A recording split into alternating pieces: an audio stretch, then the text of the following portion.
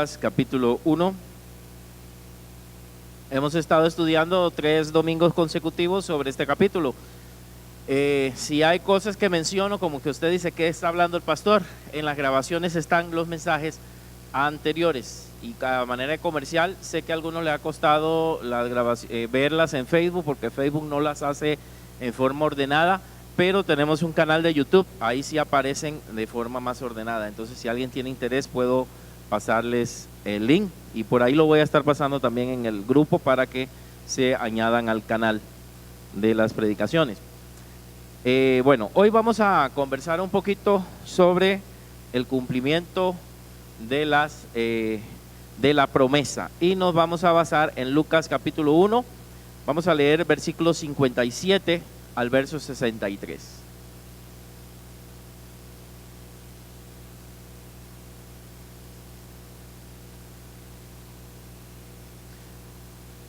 Cuando lo tengan me puedes decir amén.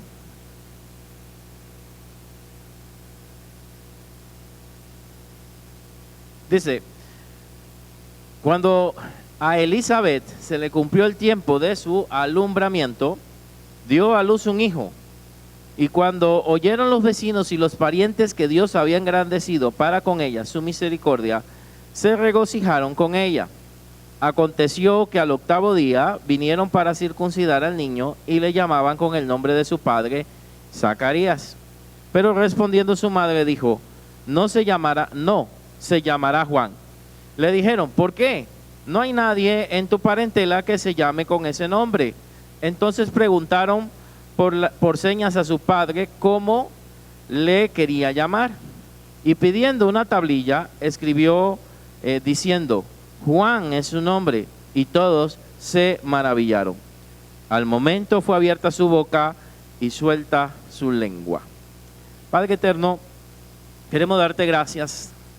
Gracias, Señor, por la oportunidad que nos das de estar acá alabando tu nombre y escuchando tu palabra. Gracias por cada uno de los hermanos presentes en este momento. Quiero pedir la guía de tu Espíritu Santo para enseñar correctamente tu palabra en este momento, para que tú nos dirijas en cada pensamiento, en cada idea que se va a tratar en esta hora, para que seas tú glorificándote, Señor, en todo lo que vamos a hacer. Y abre nuestros oídos espirituales para poder entender tu palabra y ponerla por obra. En el nombre de Cristo Jesús. Amén. Amén. Vamos a continuar mientras se acomoda ahí las imágenes. Habíamos hablado que Dios le había prometido un hijo a Zacarías cuando él se encontraba sirviendo como sacerdote en el templo. Sabíamos que esto no le tocaba siempre, sino que probablemente una vez en la vida le tocaría participar del sacerdocio. Y en ese momento que él estaba junto al altar, se le presenta el ángel Gabriel y le hace el anuncio de que iba a tener un hijo, que su esposa Elizabeth estaba embarazada. Pero Zacarías, en vez de regocijarse y brincar y danzar y alegrarse, Zacarías comenzó a dudar y le pidió una señal. ¿Cuál señal va a haber de que esto va a suceder? Entonces el ángel de parte de Dios le dice: sí, vas a tener la señal que esperas, vas a quedar mudo hasta que esto acontezca. El buen regalo le quedó, y esto ya lo habíamos estudiado, pero quiero, para los que están llegando hoy, que nos ubiquemos desde este punto. Y bueno, después estudiamos más adelante de que el ángel se le presenta a María, y parecida la historia, pero María no pide señales. María prácticamente cree a lo que le está diciendo el ángel. Muchas gracias. Cree específicamente a lo que le está diciendo el ángel. Solo le dice: ¿cómo va a acontecer esto? Pues no he conocido varón. No es duda, sino que no entendía cómo iba a quedar embarazada.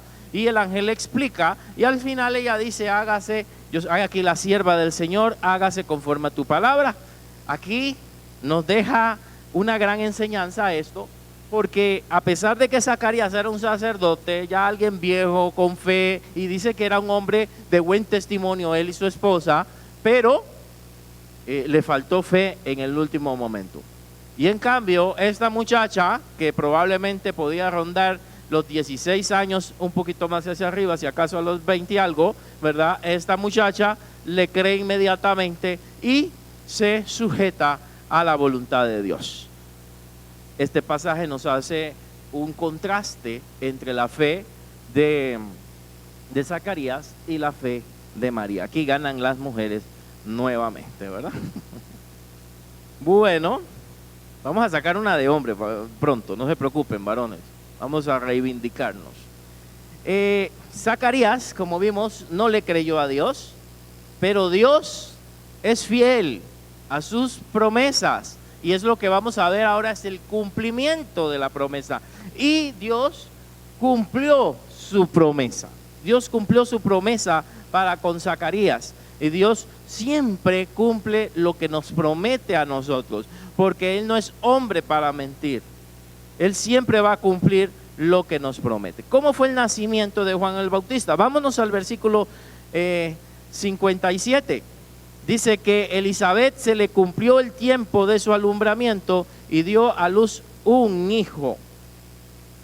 El versículo 58 nos dicen que hayan vecinos, en todo lugar hay vecinos, ¿verdad?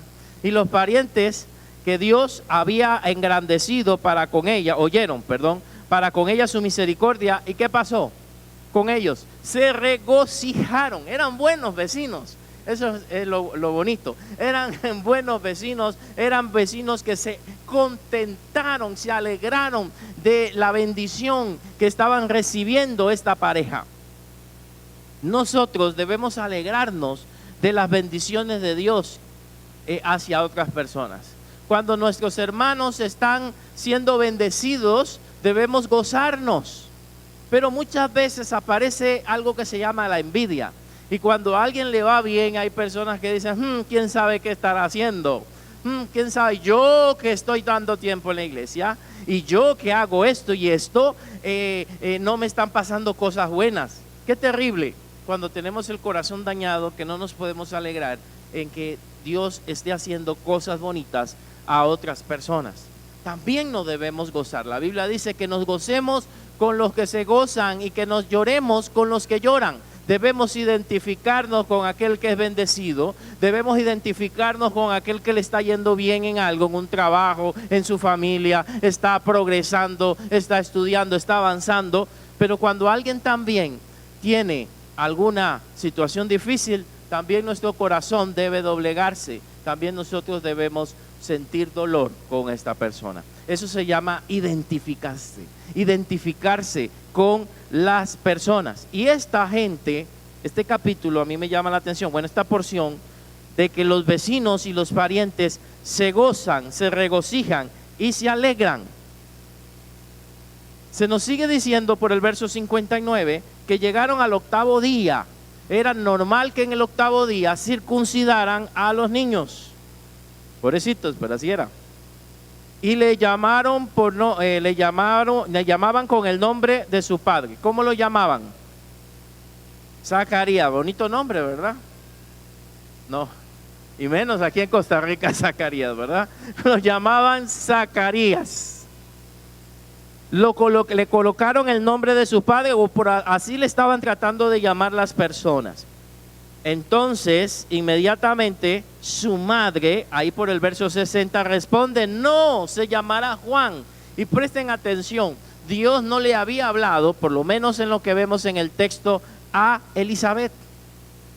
Dios no le había dicho a ella, en lo que vemos en la escritura, cómo se llamaría el niño. Le había hablado a Zacarías. ¿Y a dónde? En el templo, y tras eso que había quedado mudo. Entonces ella ya conocía el nombre, dice, no, se llamará Juan. Juan, la palabra tiene una cercanía a gracia, significa gracia, o sea, favor no merecido. Desde ya se está anunciando la gracia salvadora del Señor. Y le dice, no, se va a llamar Juan. Y bueno, vemos ahí más adelante que preguntan, ¿verdad? Era la tradición, ¿por qué le van a llamar Juan si nadie tiene ese nombre en tu familia? Parecen nuestras costumbres, ¿verdad? A la hora de poner nombre, pero si nadie se llama fulano de tal, ¿por qué le ponen ese nombre? Cuando, no sé, muchos de nosotros llevamos el nombre de nuestros padres, abuelos, y dichosos los que tienen un bonito nombre, ¿verdad? Y otros, así les quedó y los amamos, ¿verdad? Así les quedó el nombre. Y probablemente esto fue lo que sucedió. La costumbre era ponerle Zacarías, se salvó más bien que le pusieran Juan, ¿verdad? Nadie se llama con ese nombre, pero es que el nombre era profético. El nombre tenía un sentido especial. El nombre para los judíos era muy importante. Para ellos creían que el nombre influenciaba de alguna manera en la conducta de las personas. Pero no lo creo del todo, pero es interesante cuando estudiamos el nombre de las personas y su significado y vemos cómo actúan las personas. Muchas veces el nombre tiene algo que ver. Jacob, ¿cómo se llamaba? Jacob, que es un nombre común, significa usurpador y mentiroso, ¿verdad? Todavía se usa. Si alguien se llama Jacob aquí no hay problema, pero en ese tiempo ese era el significado. ¿Y cómo se comportó Jacob? ¿Cómo lo llamaban? ¿Verdad? Mentiroso, mentiroso, ven acá.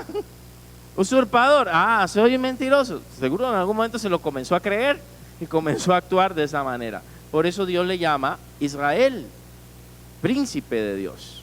Le cambia el nombre, y los cambios de nombres tienen un propósito en la Biblia. Y aquí está queriendo decir que él iba a actuar bajo la gracia de Dios.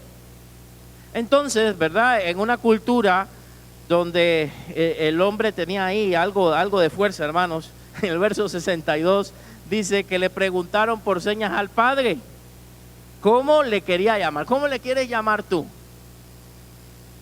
Y no salió con esos nombres de ahora, hermanos. La gente ve una película y no, a Costa Rica y en varios países han prohibido nombres. Uno le quería poner Thor a su hijo, ¿verdad? Porque vio Los Vengadores. Entonces le quería poner Thor. Thanos al otro, porque si quería que fuera fuerte y arreglara el mundo.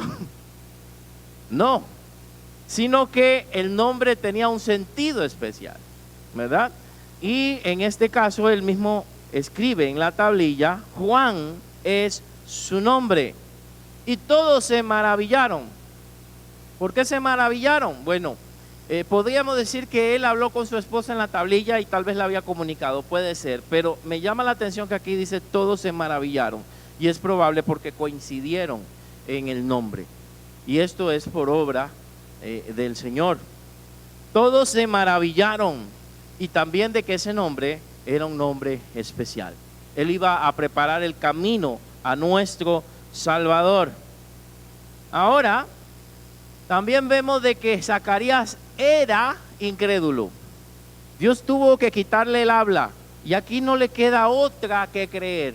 En el momento que él menciona que Juan es su nombre, en el momento que él acepta la voluntad de Dios, diferente a María, que como comienza él a dudar, en el momento que él acepta la voluntad de Dios y dice Juan va a ser su nombre, sucede un milagro. Verso 64, ¿qué sucede? Con su boca. Su boca es abierta y su lengua se suelta, hermanos. O sea, comienza a hablar y comienza a bendecir a Dios. Esto es muy diferente a los versículos anteriores donde él no alaba a Dios por lo que está pasando, donde él no alaba a Dios por lo que el ángel le está diciendo. Aquí alaba a Dios porque ahora comprende el propósito que va a tener su hijo. Ahora comprende de que él era un profeta, ahora comprende y cree en la palabra de Dios, así que su lengua se suelta. Hermanos, hasta que nosotros entendamos quién es Dios, hasta que nosotros creamos en él como debe de ser, nuestra lengua se va a soltar para alabarle, para glorificarle, para exaltarle, para darle alabanza, para hablarle a otros de Dios. Mientras nosotros no confiemos en su palabra, mientras nosotros no le creamos a Dios, nuestra lengua no se abre.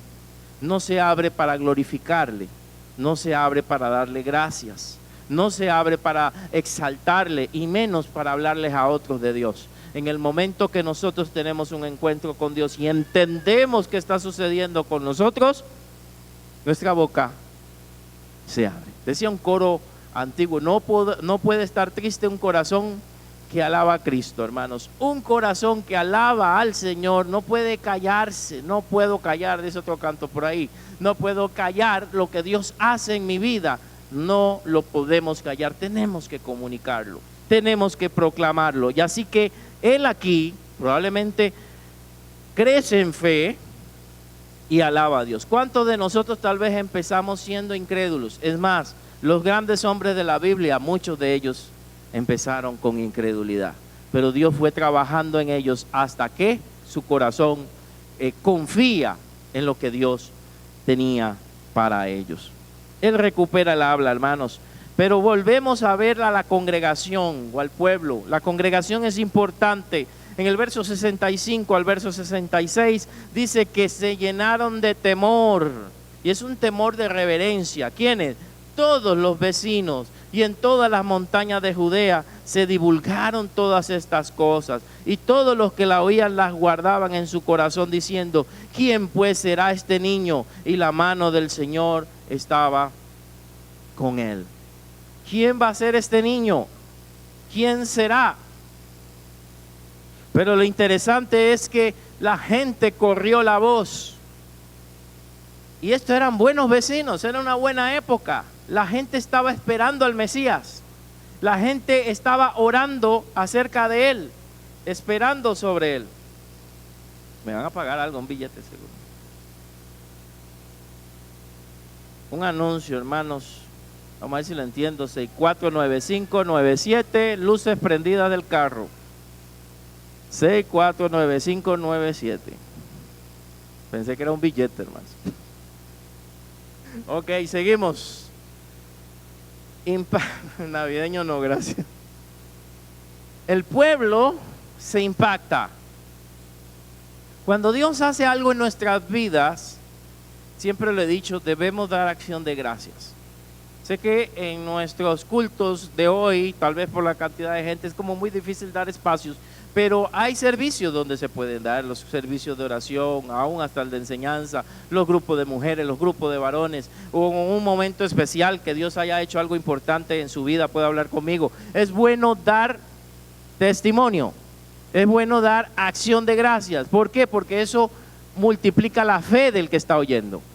Alguien está pasando un momento difícil, pero oye que Dios hizo un milagro con la hermana tal, y cómo le ayudó, cómo le bendijo, cómo le sanó, cómo le levantó. Eso puede ayudarme a mí también a fortalecer mi fe. Y aquí se está divulgando la obra de Dios, se está divulgando lo que el Señor está haciendo, y el pueblo es importante. Pongo algunas palabras aquí pequeñitas, que es como una segunda idea. El pueblo está apoyando a Zacarías. Eran personas que no podían tener hijos, eran personas que habían sufrido, eran personas que estaban pasando por momentos difíciles. Nosotros como iglesia somos el pueblo más cercano a nuestros hermanos. Cuando alguien está sufriendo, en vez de criticar, debemos orar. En vez de pensar qué pecado habrá cometido para estar pasando por eso, debemos orar y pedirle a Dios que se glorifique. Pero cuando Dios se manifiesta, debemos alegrarnos con los hermanos, debemos gozarnos, debemos felicitarlos, debemos bendecirlos, debemos alabar a Dios junto con ellos. Esa es nuestra función como pueblo, como hermanos.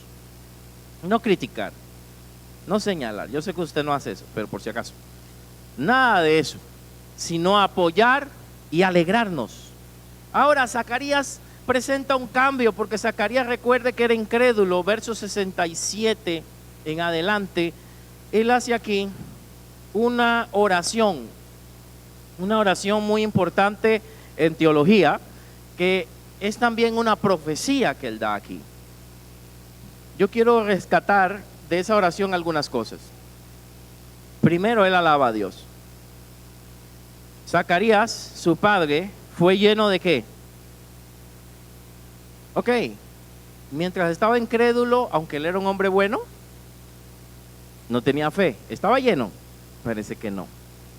Mientras estaba mudo y no podía hablar, no podía alabar a Dios, no estaba lleno del Espíritu Santo. Yo sé que en muchas iglesias el tema de llenura del Espíritu Santo es una manifestación y respeto eso, pero la llenura del Espíritu Santo tiene que ver con aspectos internos de nosotros, tiene que ver con el fruto del Espíritu, tiene que ver con el trabajo del Señor dentro de nosotros. Y aquí vemos que del momento que Él cree, es abierta la boca, y cuando Él va a alabar a Dios, el Espíritu Santo trabaja en Él. Ya el Espíritu estaba trabajando en su vida, estaba moldeándolo, y ahora es lleno del Espíritu Santo, y su alabanza está siendo guiada por el Espíritu Santo. La Biblia dice, orad en el Espíritu Santo, en Judas, ¿verdad? Y no se refiere a hablar en lengua específicamente, sino que déjate guiar por el Espíritu en la oración. Deja que Él dirija tu oración. Y aquí el Espíritu Santo está dirigiendo su oración. Y por eso las palabras que Él está dando son inspiradas. ¿Qué dice Él? Dice que profetizó. En medio de su cántico hay una profecía. Bendito el Dios de Israel, que ha visitado y redimido a su pueblo y nos ha levantado un poderoso Salvador en la casa de David su siervo. Y aquí está hablando del Salvador, Jesús, como habló por boca de sus santos profetas que fueron desde el principio, salvación de nuestros enemigos y de la mano de todos los que nos aborrecieron. Aquí Él está profetizando el Salvador. Ahora, Jesús no ha cumplido todo eso todavía, porque está hablando de la destrucción de los enemigos de Israel. Y como hemos estudiado algunos, Apocalipsis los miércoles, ¿verdad? Que ya lo terminamos, eso será al final de los tiempos donde se cumpla toda esta parte. Pero está anunciando un poderoso Salvador que libertaría a Israel de sus enemigos y a nosotros del poder del pecado. Algo que hace aquí es recordar las promesas, verso 72 en adelante. Para hacer misericordia con nuestros padres y acordarse de su santo pacto, del juramento que hizo Abraham nuestro padre, que nos había de conceder, que librado de nuestros enemigos sin temor, le serviríamos en santidad, en justicia delante de Él. ¿Qué está recordando? Una promesa. Ya se está cumpliendo la promesa. ¿Cuál es la promesa? La promesa que se le hizo a Abraham, verso 73, de que ellos le servirían como una nación santa, como una nación especial. Recuérdense que se dijo que de tu simiente se crearía una nación. Y aquí Él está recordando esa promesa que ya estaba por cumplirse. Y esa promesa nos abarca a nosotros también espiritualmente, porque nosotros también, según la Biblia y Hebreos, somos hijos de Abraham por fe, no solamente Israel. Así que también nosotros estamos en esa promesa. Hermanos, recordemos las promesas de Dios. Recordemos lo que Dios nos ha prometido en su palabra. Recordemos que Él es fiel a sus promesas. Si Él ha dicho que va a estar con nosotros, si Él ha dicho que nos va a ayudar, si Él ha dicho que va a estar en medio de la prueba, créale al Señor. Si Dios le ha dado una palabra a través de las Escrituras, crea en lo que el Señor dice a través de la Biblia. Crean en su palabra. Sus promesas son en Él un sí y un amén. Él siempre va a cumplir lo que ha prometido. No pierda la esperanza. A veces pareciera que Dios llega como tarde, ¿verdad? Uno está orando y en el último momento Dios actúa. Pero así trabaja el Señor para probar nuestra fe y nuestra confianza. Ellos pudieron tener hijos a temprana edad, pero Dios lo permitió en el límite, o más bien cuando no se podía. Y hay cosas que Dios permite en nuestra vida que parece que no la vamos a lograr o no la vamos a disfrutar. Y Dios tiene un momento perfecto para todo. Un momento perfecto para todo. He oído gente pedir por una casa, ¿verdad? He visto gente pedir por una casa y pasa el tiempo y nada, y nada, y nada, y nada. Y ya cuando están mayores, Dios le da la casa y uno dice, ¿pero para qué? Dice que va a disfrutar. Pero bueno, le da larga vida y lo disfrutan. Porque Dios trabaja como Él quiere, no como nosotros creemos. Y nos da las cosas en el momento que realmente la vamos a necesitar. Así que no desespere. Dios es fiel a sus promesas. En medio de esta profecía, o canto, porque es un canto profético, estilo Antiguo Testamento, en el verso 76 se dan a conocer el propósito del niño. Tú y tu niño, profeta del Altísimo serás llamado, porque irás delante de la presencia del Señor para preparar sus caminos. Qué interesante. Para dar conocimiento de salvación a su pueblo para perdón de sus pecados. Ese fue el ministerio de Juan el Bautista. Juan el Bautista iría delante de Jesucristo preparando el camino, hablando del arrepentimiento, hablando de que necesitaban volverse a Dios, hablando de que vendría el Mesías. Él preparó los corazones de muchas personas que creyeron después, de muchos lugares, es más, aún lugares donde Jesús no fue. Cuando la iglesia en Hechos se trasladó a esos lugares, ya habían oído de Juan el Bautista y ya habían oído el mensaje de Juan el Bautista. Apolos parece que fue uno de los predicadores que creyó un mensaje de Juan el Bautista. Así que Juan el Bautista hizo más de lo que podemos pensar. Él preparó el camino del pueblo de Israel y eso se fue a muchos otros lugares. Cuando llega Jesús, el camino está allanado. Es más, varios de los discípulos de Juan el Bautista se pasan a ser discípulos de Jesús. En esos está Pedro. Así que él tuvo el propósito, Dios lo levantó para preparar el camino al Señor. Pero yo quiero que analice algo. ¿Usted ha visto en las Escrituras alguna profecía de Juan el Bautista? ¿Usted lo ha visto profetizar el futuro? Porque aquí tenemos un problema con lo que la gente entiende de profeta. La gente cree que un profeta es un adivino, alguien que solamente está diciendo va a llover, va a suceder esto, entre tal día va a pasar eso. Y eso es lo que venden algunos predicadores, ese tipo de profeta. Y hablo de mi país, se estaba dando una moda, comenté fue un miércoles, donde las personas ya estaban dejando de leer la Biblia y de asistir a los cultos porque tenían profetas privados. Entonces ellos iban a sus casas por una ofrenda, le daban una ofrenda al profeta y el profeta le decía lo que debían hacer, qué trabajo escoger, qué decidir, con quién casarse y toda esa cosa. La vagancia, hermanos, multiplicada por 100. Porque ya no queremos orar, porque ya no queremos pedirle la voluntad de Dios. Porque ahí hay que ya ayunar ni quiera Dios, ¿verdad? Más con los tamales de este mes. Ya no queremos pagar un precio para buscar la voluntad de Dios. Y si hay alguien que imponiéndome la mano y hablándome al oído me puede decir lo que va a suceder, esto es más fácil.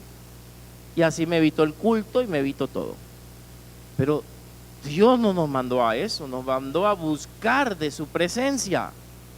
Y aquí encontramos un Juan que era profeta, pero por su mensaje, porque su mensaje era para confrontar al pecador y para llamar al arrepentimiento. Es más, señaló al rey Herodes y a su esposa que estaban en pecado.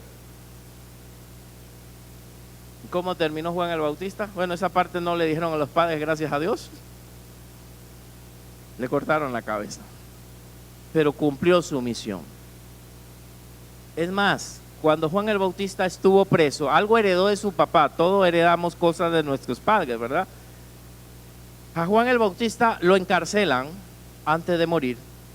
Y Juan el Bautista, como está encarcelado, comienza a tener una duda ahí. Porque esperaban un Mesías libertador. Y manda a sus discípulos a que le pregunten a Jesús, ¿eres tú o esperaremos a otro? Y Jesús le dice, dile a Juan que los ciegos ven, los sordos oyen, los muertos son levantados y el evangelio es predicado a los pobres. Listo. Eso lo preparó probablemente para su muerte. He cumplido mi misión. La duda también le llegó al profeta en momentos difíciles. Él tenía un propósito grandioso: preparar el camino al Señor. No había ni nacido y ya Dios tenía un propósito en su vida. Ya aquí, por supuesto, ya lo habían circuncidado, pero desde antes de nacer ya Dios lo había escogido. Verso 78. Por la entrañable misericordia de nuestro Dios, con que nos visitó desde lo alto la aurora. Ojo con la palabra aurora. Lástima, el video pasado no se pudo grabar, del miércoles. Igual estoy pensando hacer un video especial sobre el tema de la Navidad, porque creo que hay personas que no llegaron a ese culto pero tienen muchas dudas, y estoy tratando, no va a quedar igual porque no está la inspiración del momento, pero igual quiero aprovechar y darles la grabación sobre eso. Pero uno de los temas que se discute, bueno, nuestro arbolito no tiene estrella, pero digamos que eso es una estrella, digamos ahí, ¿verdad? Es ¿por qué una estrella? El tema de la adoración al dios Sol en el paganismo y todo, que fue reemplazado, ¿verdad?, por lo que es el símbolo de la estrella. Y que algunos criticaban eso y todo, pero fue un medio evangelístico, fue una manera que usaron para evangelizar a las personas de la época y sacarlas de la adoración del sol a que centraran su vista en Jesús. Así le estoy resumiendo la enseñanza. Pero aquí dice, ¿y de dónde sacaron eso? Bueno, de textos como esos, y hay un montón, hermanos, pero aquí quiero hacer hincapié en este versículo, donde nos dice: por la entrañable, verso 78, misericordia de nuestro Dios, con que nos visitó desde lo alto la aurora. ¿Qué es aurora? Es la luz del sol. A Jesús también se le conocía como el sol de justicia. No es que Él es el sol, era simbólico. El sol de justicia, la estrella de la mañana, la estrella de Jacob que se levantaría en números, etcétera. Por eso el símbolo de la luz, y eso lo hablaremos más adelante, la importancia del símbolo de la luz y del sol. Y aquí está diciendo que ese sol, esa aurora, nos visitaría. Y no está hablando del dios Sol, está hablando de Jesús como la luz del mundo. Como cuando dice en San Juan 1, la luz que creó todas las cosas vendría a este mundo. En San Juan capítulo 1, ahí lo puede encontrar. Y no me adelanto para las prédicas futuras. Esa luz vino a la tierra, nos visitó desde lo alto. Verso 79, para dar luz ¿a quiénes? A los que habitan en tinieblas, en sombra de muerte, para encaminar nuestros pies por camino de paz. El símbolo de la luz, Jesús, es la luz del mundo. Ese era el trabajo de Juan Bautista, preparar el camino para que la luz se manifestara en esta tierra. Y ya vamos terminando, hermanos. Que no lo crean. Pero el versículo 80 de esta enseñanza no deja de ser también importante. Lo pasamos por alto, no le prestamos mucha atención, pero vea lo que dice. Y el niño que crecía y se fortalecía en espíritu, y estuvo en los lugares que hasta el día de su manifestación a Israel. ¿Qué significa esto? Por supuesto que el niño crecía físicamente, y mientras crecía físicamente también se fortalecía espiritualmente. Lo mismo se dice de Jesús, que Jesús crecía en gracia para con Dios y con los hombres, y crecía también en estatura. Aquí se está diciendo que Él está en crecimiento, pero nos añade que estuvo en lugares que desiertos. Otros pasajes nos dicen que Juan parecía como un ermitaño, ¿verdad? Que vestía pieles de animales, de ovejas, y que comía langosta con miel. ¿Han oído eso? Y cuando dice, uy, qué rico langosta, no está hablando, hermanos, no está hablando de esa langosta, ¿verdad? No está hablando de camarones al ajillo ni nada de eso. Está hablando de grillos enormes, hermanos. Bueno, como lo que son de Guanacaste, esos grillos que aparecen por allá, que son enormes, que a mi hija una vez le dio un trauma que le cayó uno de esos pequeños, pero un grillo era como así. grandísimo, ese monstruo. Y eso comía Juan. No sé qué le sabía, pero eso comía Juan. Echaba miel. Hay lugares que eso es un alimento común. Hay lugares que eso es un alimento común. Pero probablemente lo comía porque era lo que había en el desierto. ¿Por qué se fue al desierto Juan? ¿Qué hacía en el desierto? Él era familia de ¿qué? Acuérdese. Era familia de sacerdotes. O sea que probablemente él iba a ser, siendo hijo único, ¿qué iba a ser él? Sacerdote, iba a reemplazar a su padre. Que su padre, vuelvo y repito, era justo delante de Dios, igual que su esposa Elizabeth. Pero aquí pasa algo mientras él está creciendo. Parece que en Israel el sacerdocio se comienza a corromper. Él decide no ser sacerdote y se va al desierto. Él abandona todo esto. Recuerde cuando llega Jesús, Jesús ¿con quién se enfrenta? Contra los sacerdotes. Los sacerdotes no eran igual a su tío. Los sacerdotes eran corruptos, robaban dinero, maltrataban a las personas. Así que es probable que Juan el Bautista, en medio de su llamamiento, no quiso tener que ver nada con ellos y se fue al desierto a buscar al Señor hasta que el Señor lo llamara a manifestarse a Israel. Juan el Bautista probablemente renuncia a su ministerio heredado como sacerdote y se hace profeta de Dios como Dios lo había llamado, porque Dios no lo llamó a ser sacerdote, Dios lo llamó a ser profeta. Hasta que se manifestó a Israel en el tiempo en que debía predicar y anunciar acerca de Jesucristo. Jesús habla de Juan el Bautista. Dice, les di a Juan, ¿verdad? Llegó Juan que ni comía ni bebía, y yo, ¿verdad? Que como, ¿verdad? No me hacen caso. Significa que los ministerios de ellos eran distintos. Juan se retiró, se aisló del mundo en un sentido. Jesús no. Jesús estuvo con la gente, comía con la gente, hablaba con la gente, hablaba con el pecador. Eran dos ministerios diferentes, pero ambos eran siervos de Dios. Los siervos de Dios pueden tener enfoques distintos. Habrá quien le diga, no, celebra la Navidad, eso es malo. Y yo le digo, celébrela y predique y hable de Jesucristo. Posiciones. Pero al final, a Dios servimos. Maneras y estilos distintos, pero todos los siervos de Dios al final son siervos del Señor. Juan tenía un enfoque distinto de apartarse. Jesús estuvo con la gente.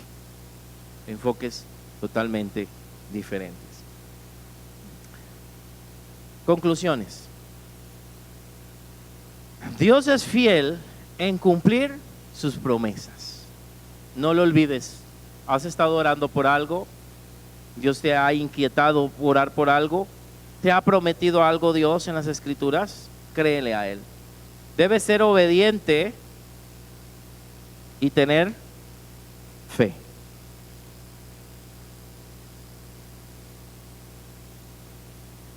Debes ser obediente y tener fe en Dios.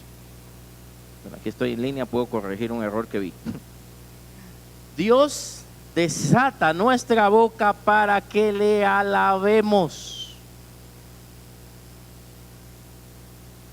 Alguien que no habla de Él, alguien que no le da gracias, alguien que no le canta, alguien que no le ora, alguien que no abre su boca, probablemente tiene algo en su corazón. Si tú tienes al Señor, tienes que abrir tu boca y exaltarle. Sé, hermanos, que puedes hacerlo en tu mente, claro que sí. Pero Dios le interesa también que le alabemos con nuestros labios, que le demos gracias. Como comunidad debemos gozarnos en lo que Dios hace en otros. Debemos gozarnos en lo que Dios hace en otras personas. Debemos alegrarnos en lo que Dios está haciendo. Debemos gozarnos en lo que Dios está haciendo con los nuestros, con nuestros hermanos, con nuestros amigos. No debemos ser envidiosos.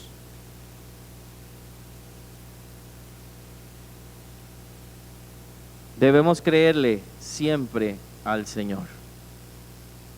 Dios prepara a sus siervos para cumplir, ¿qué? Sus propósitos. Las cosas que te han pasado en la vida tienen un propósito de parte de Dios. Las cosas que te han pasado en la vida no son objeto de la casualidad. Dios permite muchas cosas en nuestras vidas para prepararnos para un propósito mayor, para prepararnos para algo más grande. Confía en las promesas de Dios. Obedécele y ten fe. Sea agradecido y alaba a Dios.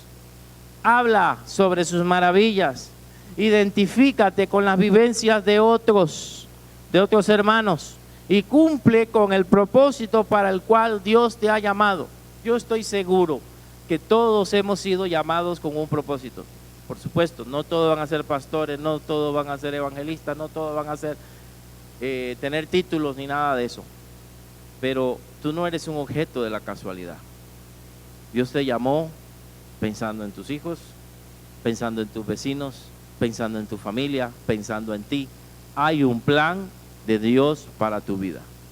¿Qué tal si lo descubrimos? ¿Qué tal si le pedimos al Señor que nos dirija y nos enseñe? Estás aquí en esta iglesia, por objeto de la casualidad te la encontraste por ahí, ¿verdad? No, hay un propósito de Dios haberte traído a este lugar. Hay un plan de Dios. Dios es soberano y tiene planes para nosotros y para nuestras vidas.